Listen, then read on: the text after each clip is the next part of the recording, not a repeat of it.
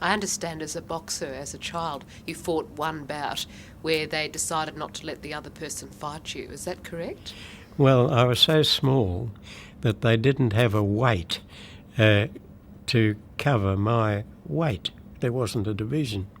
So I was fighting a boy a year older, about 3 inches taller and nearly a stone heavier, and obviously he was going to clean me up. But they couldn't prevent my entering, because by entering I got a point for my house, which I wanted to do. And the master told this kid that he would get 6 on the backside if he hit me. He was promised he'd win the fight.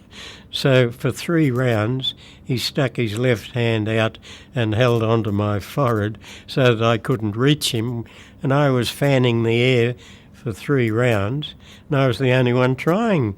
So at the end, when he was crowned winner, I went very crook because I was the only one throwing leather. And I had a lot of support from my team, from my housemates and from my classmates.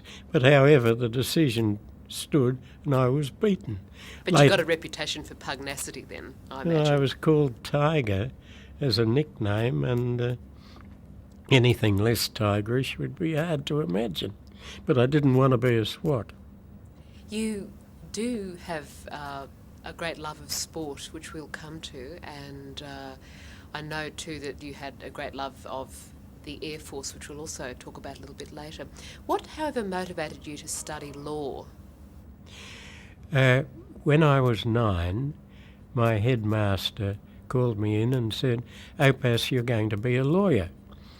I don't remember having any aptitude test or any psychological testing, and you didn't argue with your headmaster. And from then on, my curriculum was set. Greek, Latin, French, British history, English in all its forms, no science subjects of any sort. And that was what was set for me from the age of 9. And to this day, you're still not a mathematician? Oh, look, if I added up 3 long columns of figures, or at least 3 times, I'd have 3 different answers with no likelihood that any of them was correct. I'm still hopeless at mathematics.